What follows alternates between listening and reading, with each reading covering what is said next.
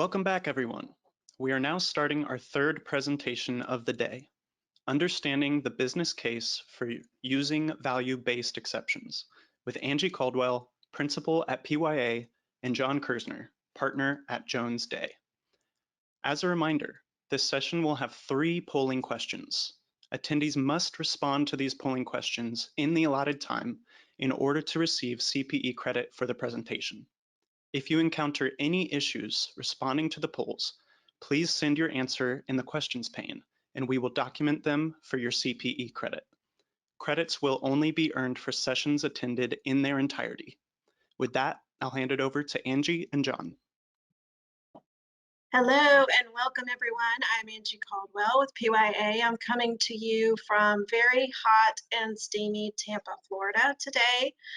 If you notice my hair growing throughout the presentation, it just might be from the abundance of humidity that we have in the air today. I am joined by my friend, John Kersner. Hello, John. Good to see you today. And we hope to bring you some really good information about the value-based exceptions and really talk through some of the business case or cases surrounding the value-based exceptions. Because when the value-based exceptions came out at the beginning of 2021, it was just folks didn't know what to do with them. You know, folks didn't know how to implement them, what to do with them, and it took a little bit of time for people to really understand the business case and perhaps the beauty of what was included in the edits to the Stark Law as well as the anti-kickback statute at the time. And so again, I'm Angie Caldwell. My friend John Kersner is with me here today. I'm going to let John introduce himself and kick us away and get us right into the agenda. Okay, that's great. Thanks, Angie, and welcome everyone. Very glad to be here with you and the other folks at PYA with regard to this webinar. Yeah, I'm a partner at Jones Day. I've been practicing law for 30 years exactly, and in fact started my law practice in early August of '92, and so here we are 30 years later. Most of my practice is focused on healthcare and healthcare transactions only. And even within that sort of limiter, most of my work comes really on these value-based sorts of issues, creating clinically integrated networks, accountable care organizations, other sorts of value-based arrangements. So this is a favorite topic of mine to talk about. And with that, why don't we move to the next slide? And you can see today's agenda. We're going to start with an overview of the value-based exceptions and safe harbors. As Angie alluded to, we're not today going to spend 45 minutes on an overview, right? I mean, we think that everyone's heard that story last year. So we'll do a shorter overview just to level set, and then we'll get into what I think is the meat of the presentation, which are actual practical examples that we have worked on in the last year, actually implementing, these exceptions and safe harbors in the marketplace on some innovative, I think, arrangements and some challenging arrangements. Then, depending on time, we'll get into the ACO waivers as well, because we think that the ACO waivers are, well, they impact on similar sorts of issues as these value-based exceptions and safe harbors. It's a different take. They're a little bit more limited, but it's an interesting topic to sort of think about in conjunction with the waivers. And with that, let's go and start in. And I'm going to take these next couple of slides. They're sort of heavy legal. I apologize for that in advance. Let's just sort of go through things quickly here. This first slide is level setting before we even get to the value-based exceptions and safe harbors. This is something that probably I think most of us on the phone have seen before. This is just in general overview of the anti-kickback statute and the Stark Law. And as you can see, the anti-kickback statute, as we know, has an incredibly broad prohibition, right? Any solicitation, any receipt of any remuneration, so broadly defined, everything in the world can get covered under the anti-kickback statute, versus a Stark Law, which is just talking about designated health services, right? Just, I say, that's certainly enough, but it really is a very limited worldview compared to AKS, right? Also, as we know, Stark has to involve physicians, right? The issue is payments to physicians with the Stark Law, whereas the anti-kickback statute impacts all of healthcare, right? The kickback statute has an intent-based requirement, and that again makes for a very, sort of broad statute in terms of what it covers.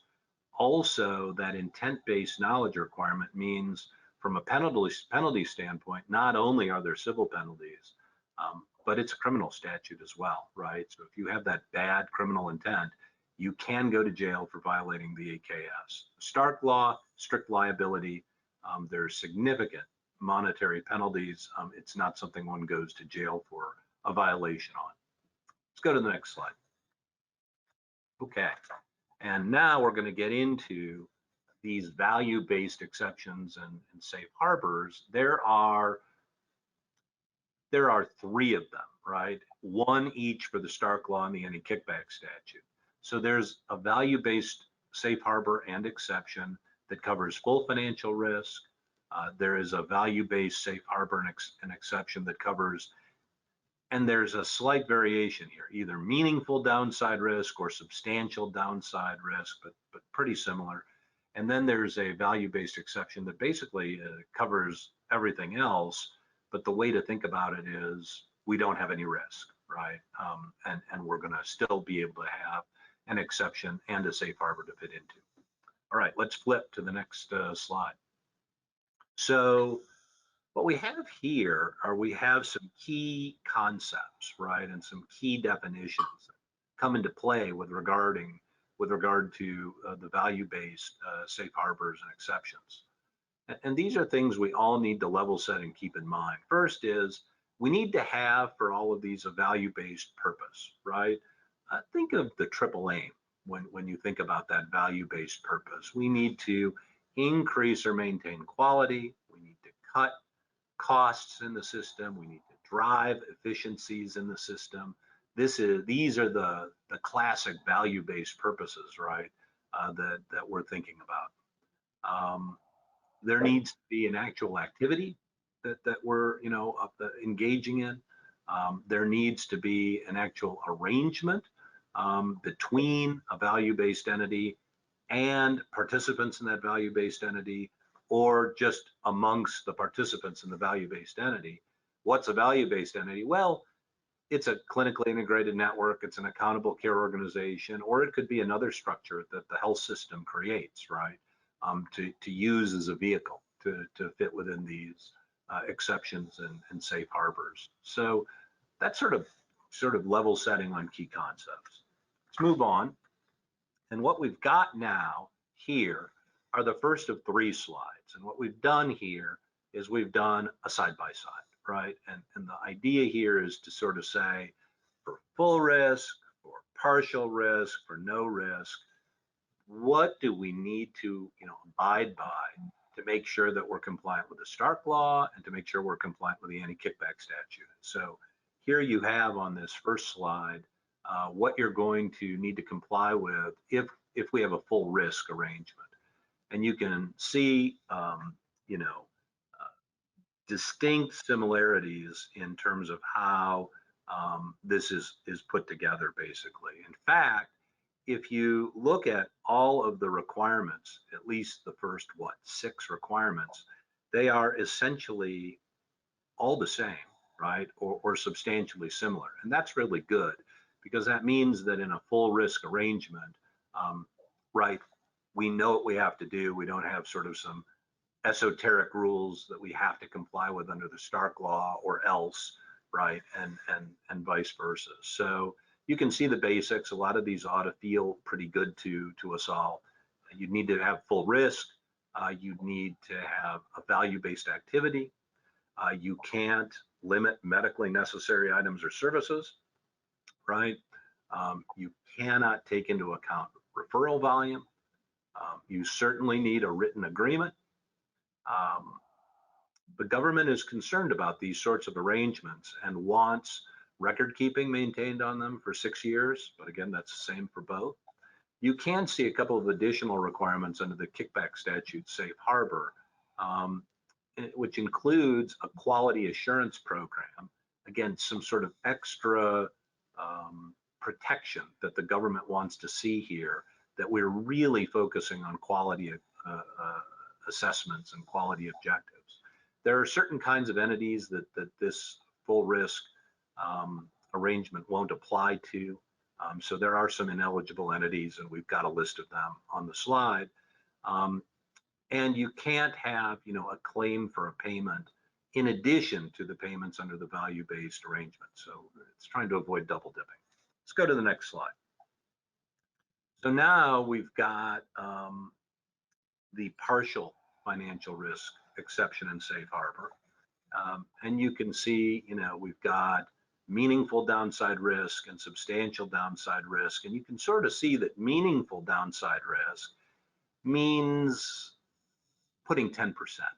Sort of, if you think about it going back to the old days, 10% withhold, if that sounds familiar, going back to risk contracting days, right? In the 1990s.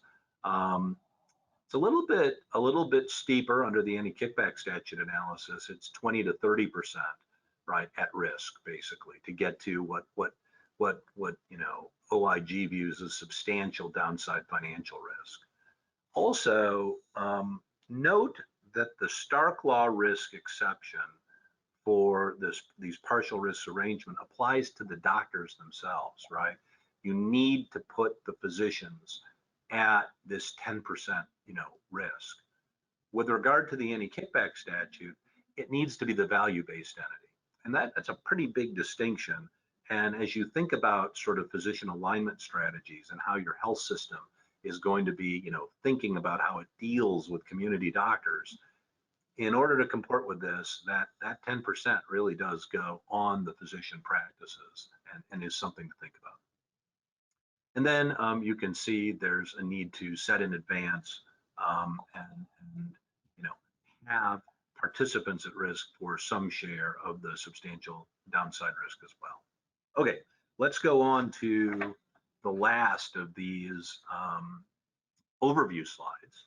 I told you it wouldn't take too long to get through them. And this is the no financial risk. Here we've got no risk at all, and that sounds familiar to me to an awful lot of arrangements that are out there right today. I think probably for every single risk arrangement that's out there, there are probably somewhere between 5 or 10 right non-risk arrangements. And as much as the government and private industry is trying to move us into risk or partial risk arrangements, there's just still a hesitation. And so this is a very important safe harbor and exception to think about. Biggest things I think to look at this is to think about here is, first of all, many of the provisions are similar.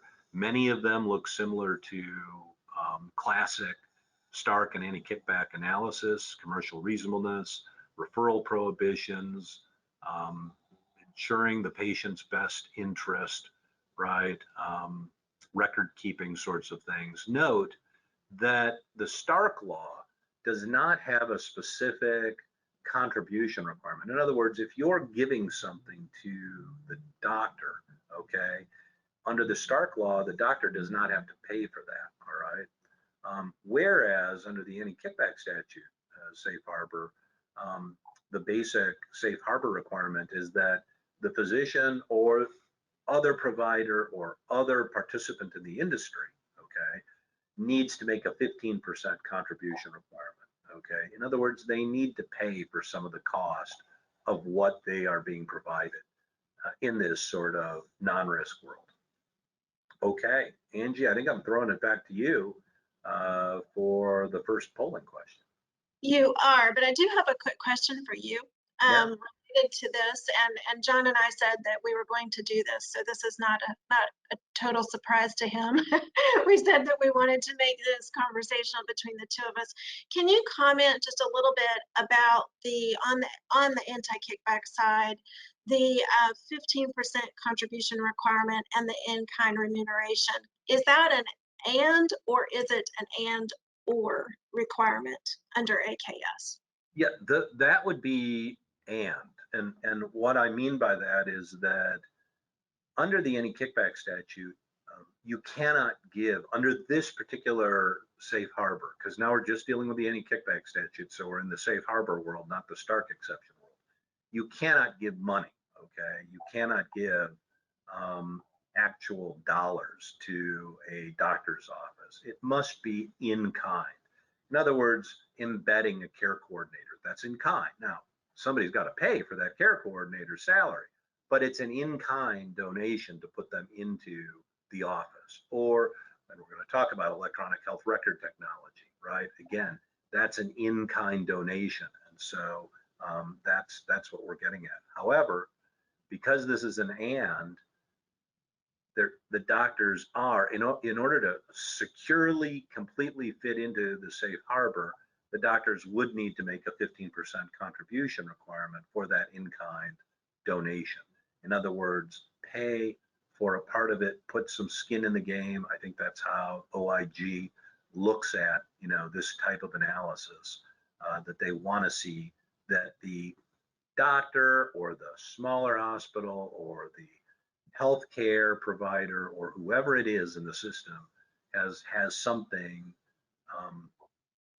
Risk is the wrong way of putting it, but just some skin in the game, some of their dollars in the game, basically.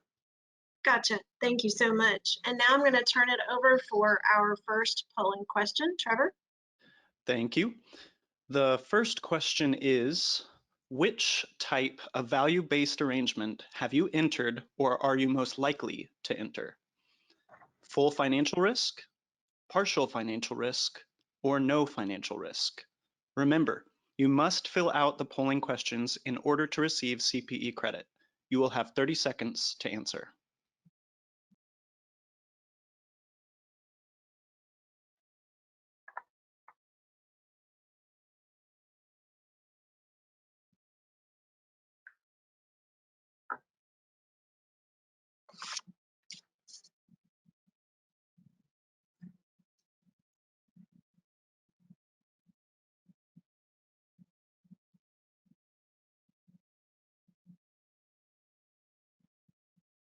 Thank you for participating in our poll. Now I'll hand it over to our presenters. Outstanding. So we have 61% of our attendees today looking at partial financial risk. As we anticipated, about 7% of our attendees today full financial risk, and that aligns with the comments that John had just a few minutes ago, just the hesitation to go to that full financial risk option. And then the no financial risk being about a third of the audience, which also, as John commented a moment ago, is the place where I see most of the arrangements that we work with at the moment. John, do you have any comments about the poll results? I think it's a great result. It's super encouraging to see, you know what I mean, the interest in some full and partial financial risk arrangements happening. We know they're out there.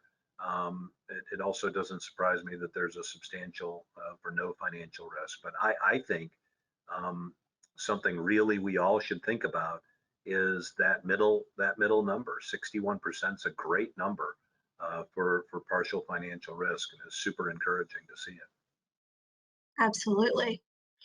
So now we'll transition into the, as John said, kind of the fun part, the meat of the conversation here, and really provide some practical case studies for everyone to think about.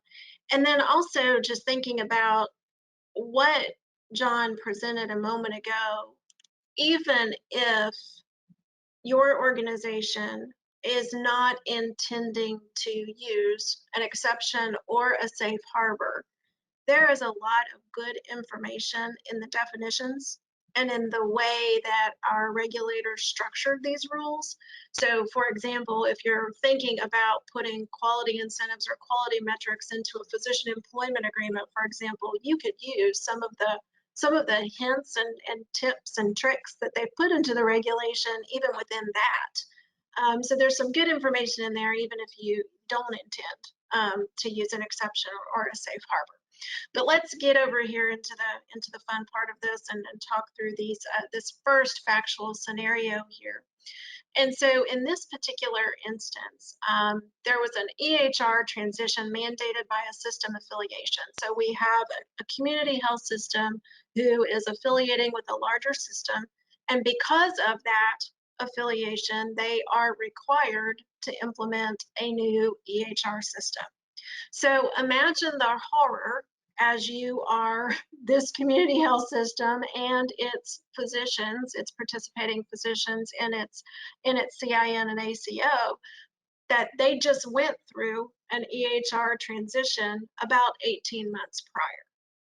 So here they are, because of a larger strategic initiative and a larger decision to affiliate with this health system, they are faced with a second EHR transition. And I know that probably pains everybody's, heart is racing at this point, and their stomach is turning over thinking about that second EHR transition in such a very, very, very short period of time.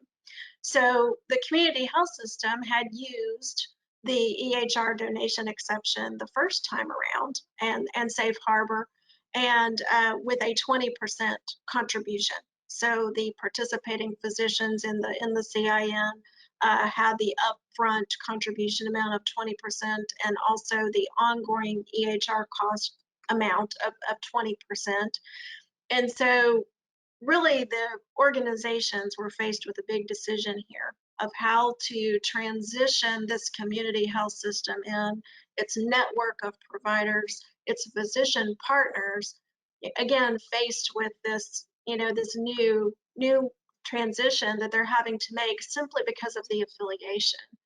And so the concern was that the physicians within the CIN might move away from this value-based arrangement simply because of the expense, which would then have been a huge cost of physician alignment for the community health system.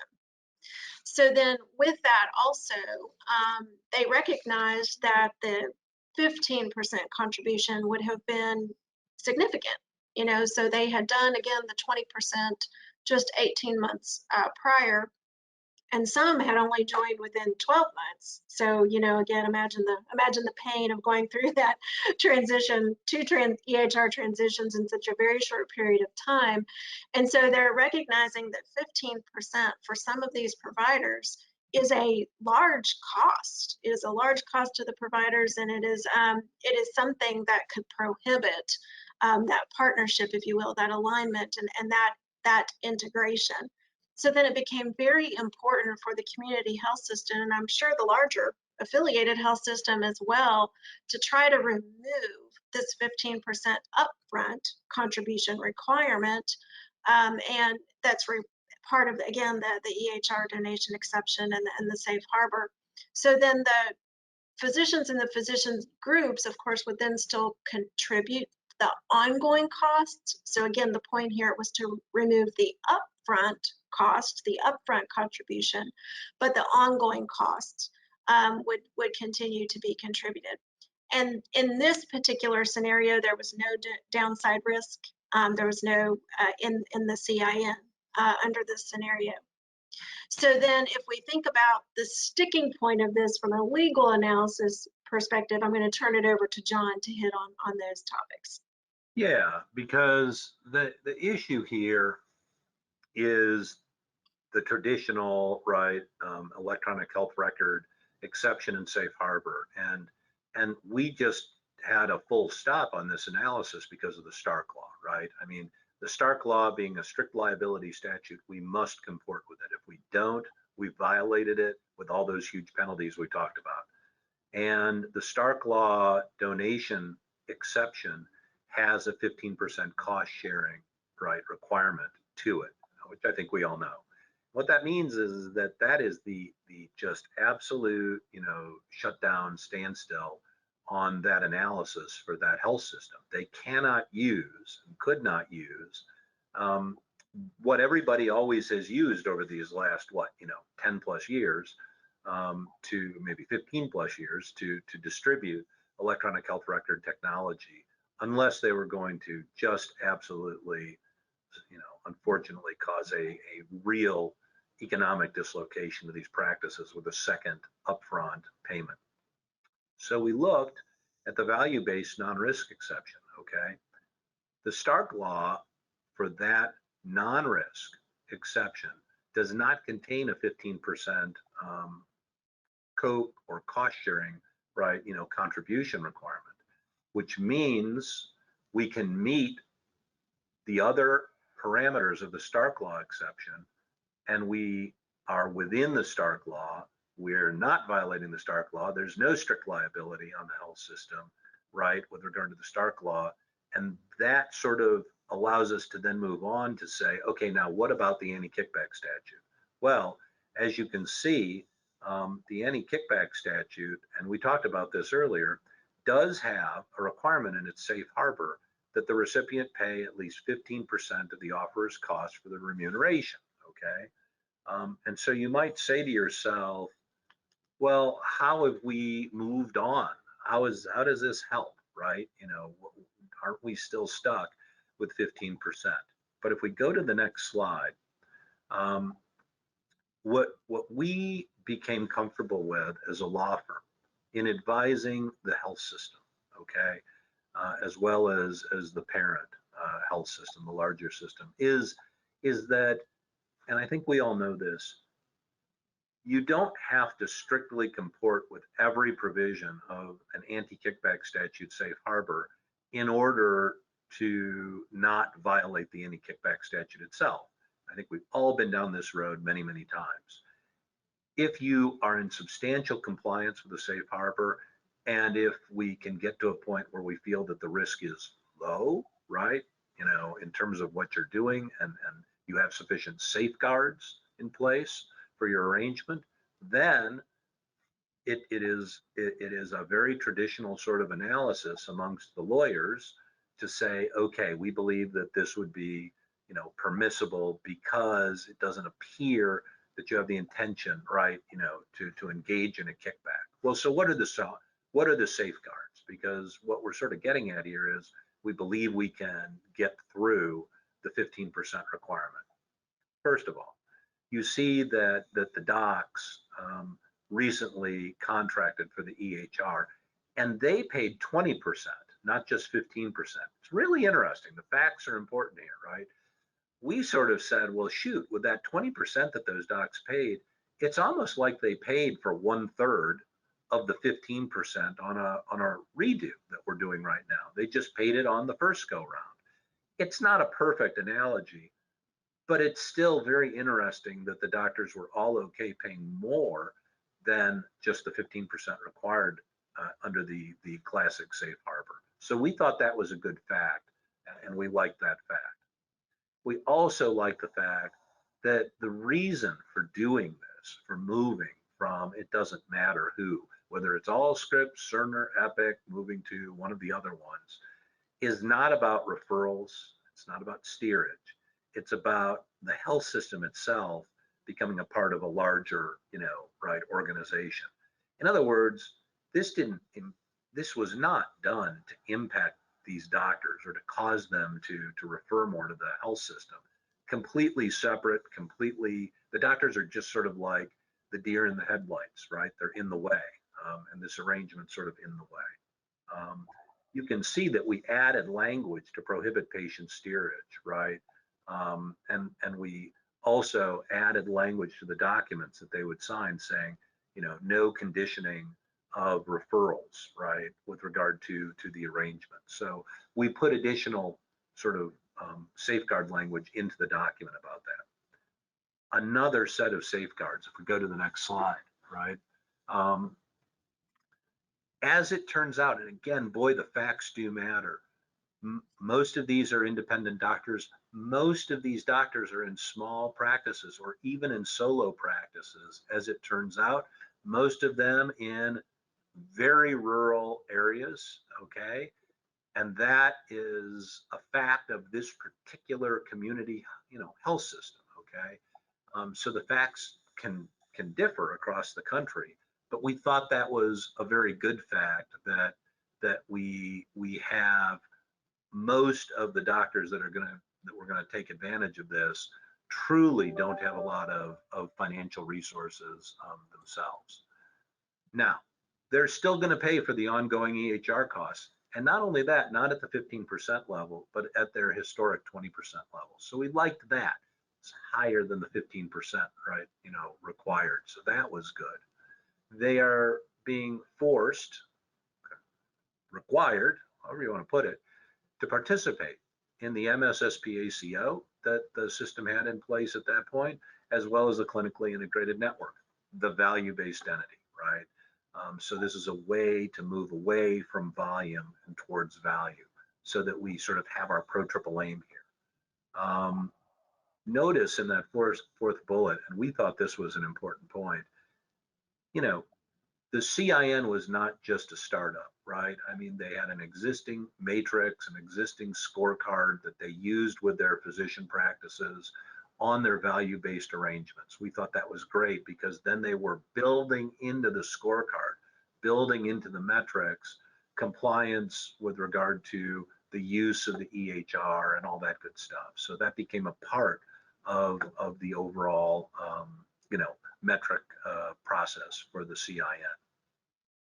So overall, we looked at this and said, okay, here is something that will certainly help from a value-based perspective, needs to happen in order to really advance the ACO and the CIN, and that ought to reduce the burden on the Medicare and Medicaid program. So all those safeguards are really, really positive. There are some additional safeguards that are worth talking about beyond these facts. Let's go to the next slide, because these are some sort of, I would call them more regulatory or legal safeguards that we saw. First, we noticed that while the 15% anti-kickback statute safe harbor requirement was retained, the fact is that the OIG strongly considered eliminating it, okay? In other words, that tells us that OIG cares about it. Nobody's saying that OIG doesn't care about it. They do. But it tells us that it was under consideration to be, sort of taken out of the safe harbor. And I think it can give, some additional reassurance that there's a question and that there were questions in folks' mind about, how important this was. Also, with regard to this very 15% requirement, the OIG said in their preamble, and I'm just going to quote it, arrangements are not necessarily unlawful because they don't fit in a safe harbor. Arrangements that don't fit in a safe harbor are analyzed for compliance based on the totality of their facts and circumstances, including the intent of the parties. That's great language to have exactly on this point of the 15%. OIG is saying, we'd love to see, the 15%. If you don't have it, it doesn't mean you violated it. If you think about this particular case, while they're not paying the initial 15% freight, they are paying the ongoing 20%, right? So we have some, some good thinking here in terms of getting close to compliance, even with this prong, even though we don't have perfect compliance. Okay, let's keep going to the next slide.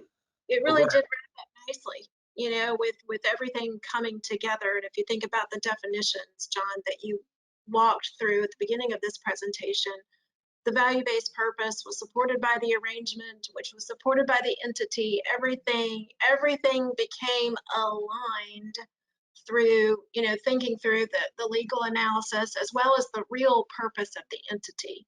And it goes back to that initial comment that we made, was that this was because of the larger health system affiliation and the purpose, the underlying purpose, the value-based purpose of the entity remained the same and stayed intact.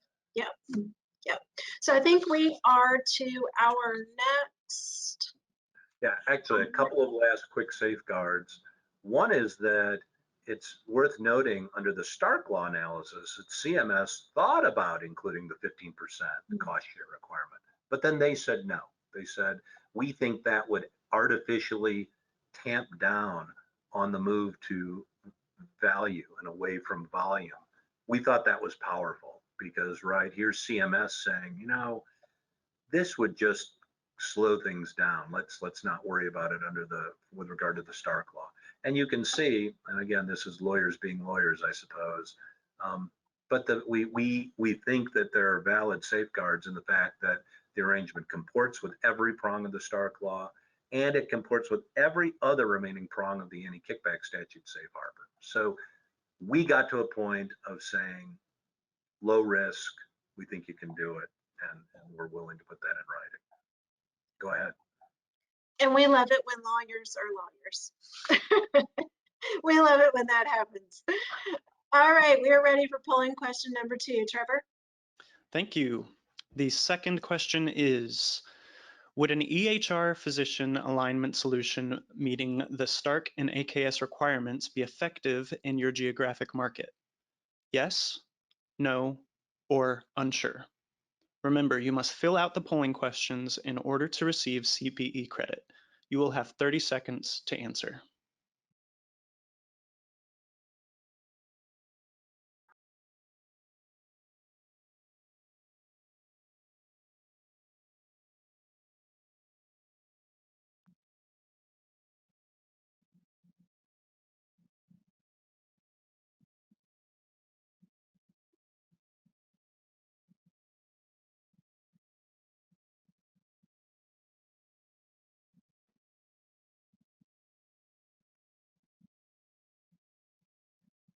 Thank you for participating in our poll. Now I'll hand it back over to our presenters.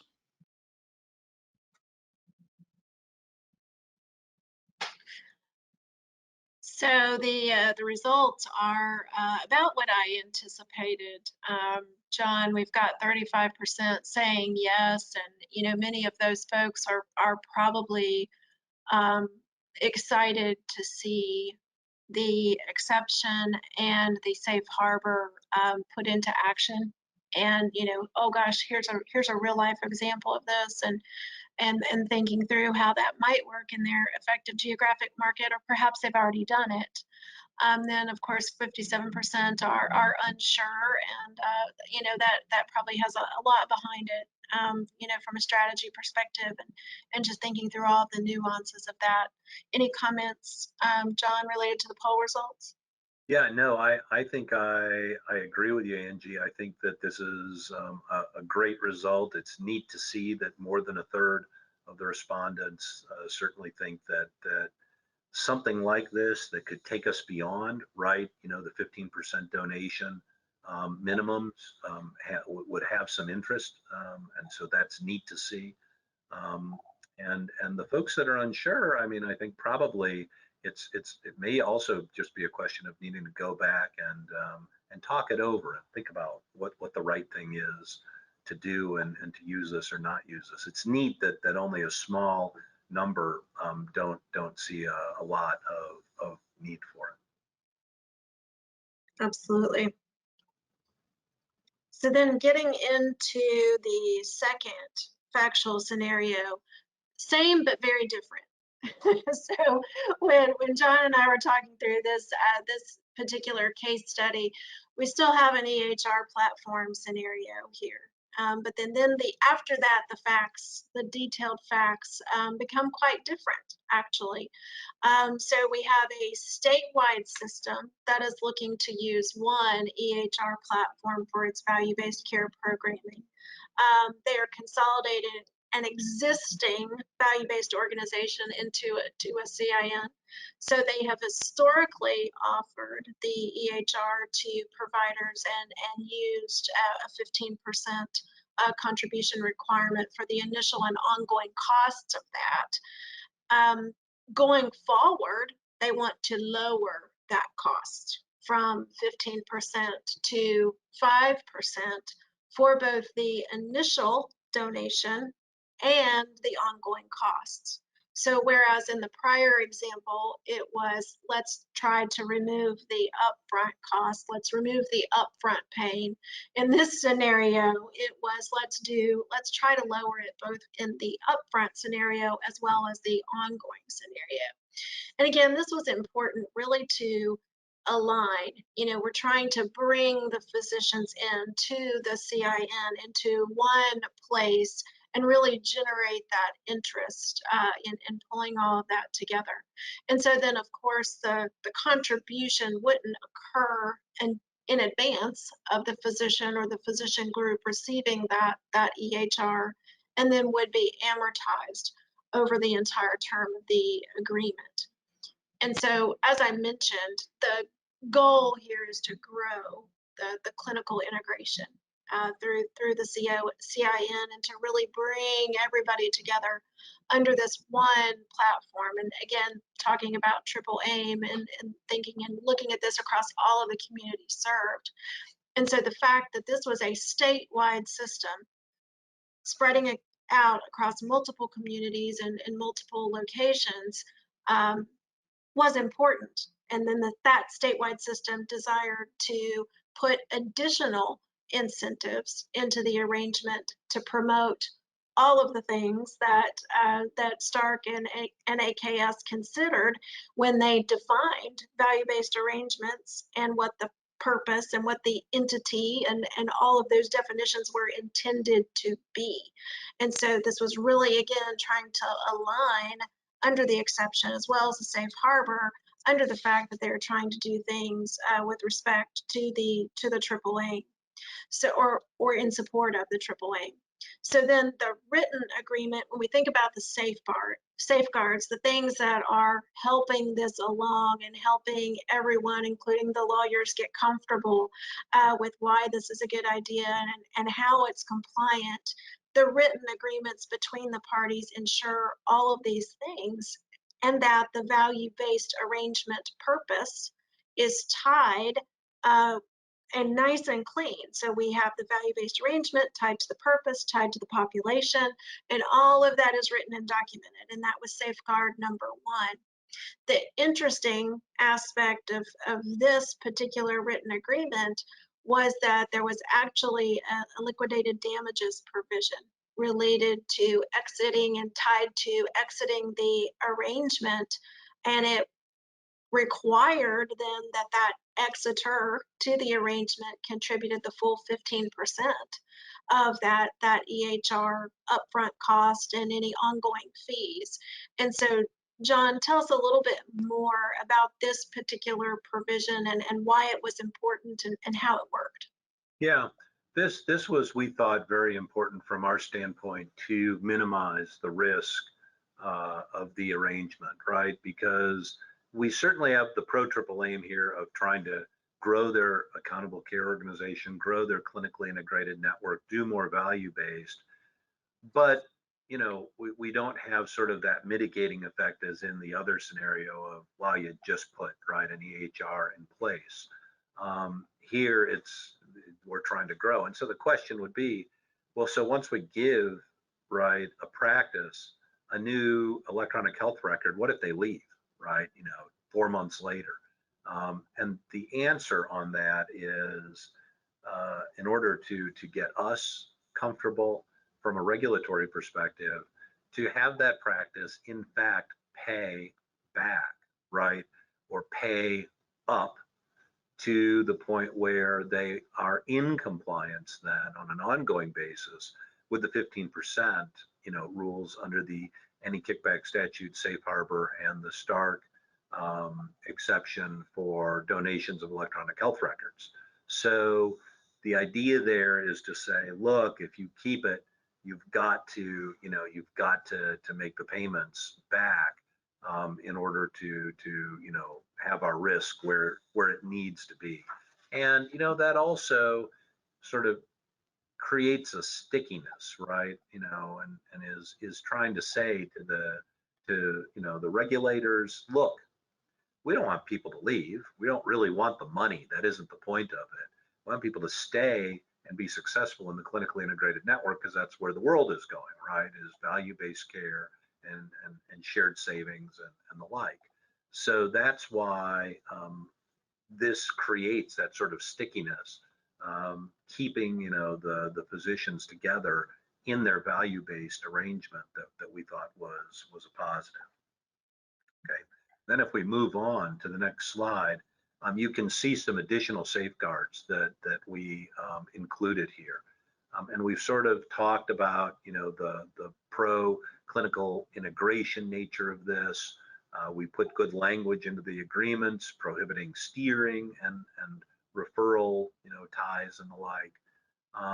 We were able to note that many of the independent physicians and many of the independent groups are small, and some of them don't have significant resources.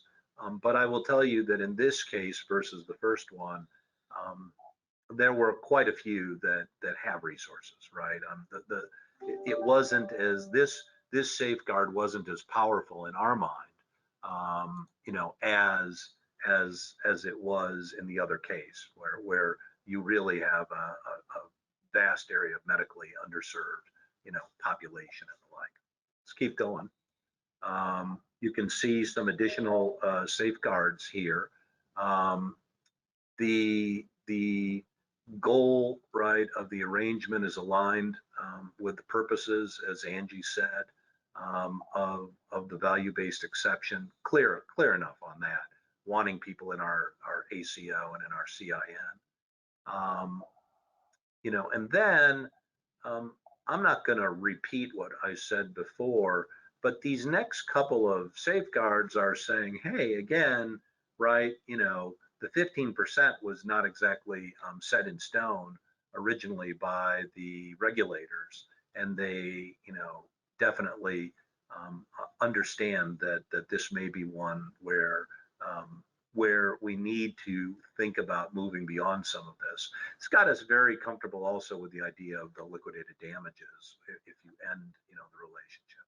Let's keep going to the next slide, because again, I think these are also similar to what we talked about in the first example. But we're lawyers, okay? And so, when we find a good argument, we like to repeat it, okay?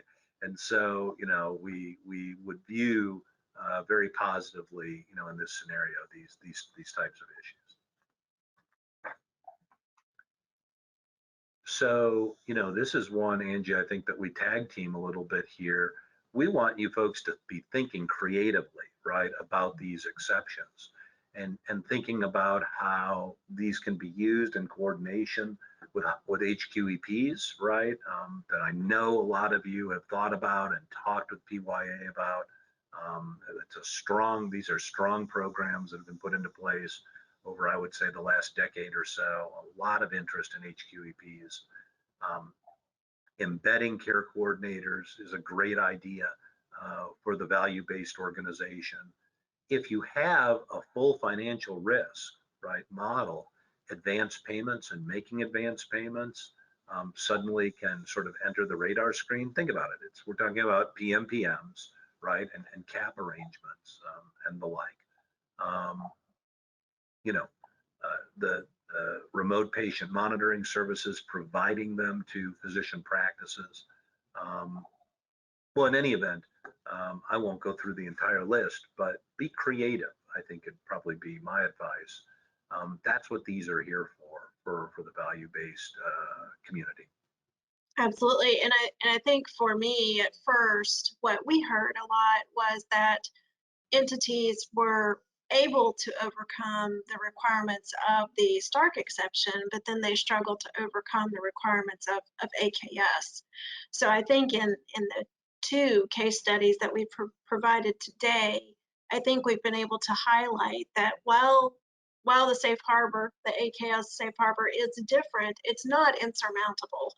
And with that creative thinking through that contribution and the in-kind piece, that this very well could be an option for you with both the exception and the safe harbor then met. So John, I think we are to our third polling question. Trevor? Thank you. The third polling question is, will your organization enter a new value-based arrangement in the next 12 months? Yes, no, or unsure. Remember, you must fill out the polling questions in order to receive CPE credit. You will have 30 seconds to answer.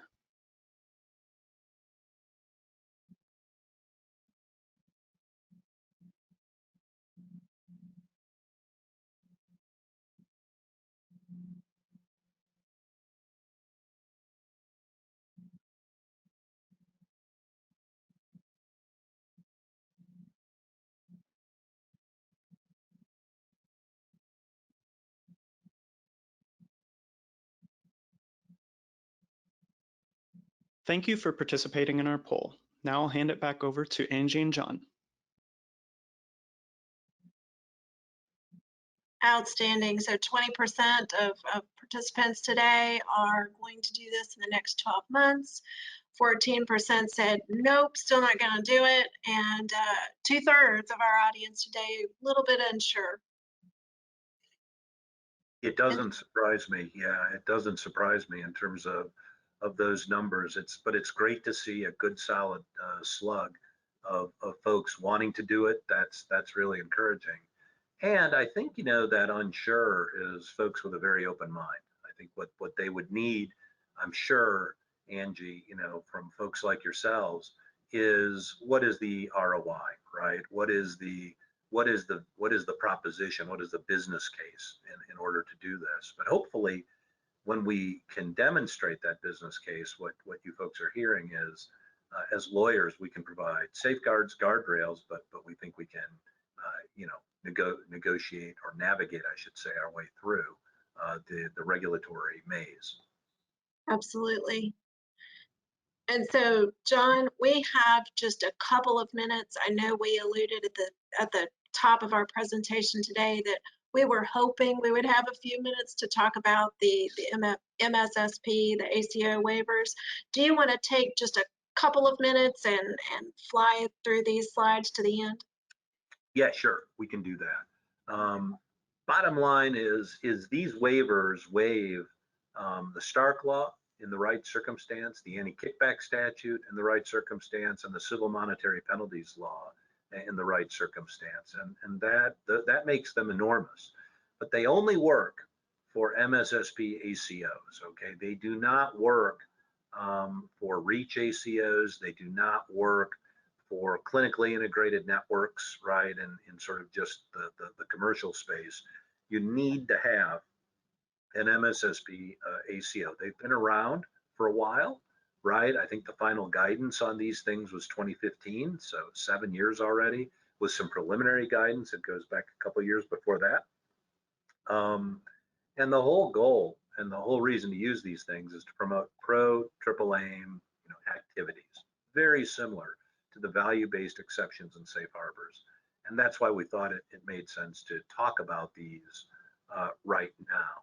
Now, having said that, maybe we hit the next slide. And as you can see, here are 3 of the waivers. The patient incentive waiver, as I said, relates to the civil monetary penalties laws.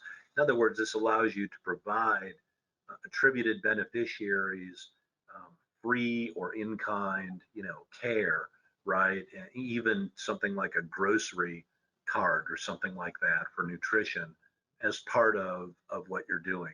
That goes beyond what you could do under a Stark and kickback and CMP analysis. The participation waiver is the most powerful of all these because that allows you to waive the Stark Law and the anti-kickback statute in their entirety. Why don't we keep going? And, just with regard quickly to, do you use a waiver? Do you use the value-based safe harbors and exceptions? I think how I would sum this up is, in general, I think that the value-based safe harbors and exceptions are probably more flexible than the waivers because they apply to more than just MSSP ACOs. That'd be my first point. My second point would be, we don't know how long our organizations are going to stay in MSSP ACOs. You've got the REACH ACOs out there. You've got other, you know what I mean, Medicare experimentation going on out there. You've got folks that might be in as a participant now and out next year, right, as you move to risk. And so using the waiver has all sorts of tripwires associated with it that don't exist if you're using any kickback statute, safe harbor, and Stark exception, because as once you get your program put into place and we know what we're doing on it, we can keep doing that, right? For as many years as we need to. Okay. Having said that, just to cut through it all, I love the old belt and suspenders quote. Okay, and if it's something that fits within the Stark, right, value-based and any kickback value-based safe harbors and exceptions, and you've got an MSSP ACO as well, why not do all of it? Why not fit within the value-based, right, rules and avail yourself of the waiver of the Stark Law and the anti-kickback statute itself? Sort of love doing that, have advised clients on that. And it's a great strategy because the more you can put the regulatory risk to bed, the happier everybody is, right? Absolutely. Absolutely. So, John, I thank you so much for your time this afternoon. We've come to the end of our time together. I think you and I could probably go for another 50 minutes talking about the interesting aspects of all of this and interesting ways that we might be able to use the exceptions, safe harbor, and talk about the ACO waivers some more. Unfortunately, we're out of time. I'm going to turn it back over to our moderator to close us out. Thank you, Angie and John. We now have a 5-minute break before our last presentation. We will resume at 2:15 p.m. Eastern Time.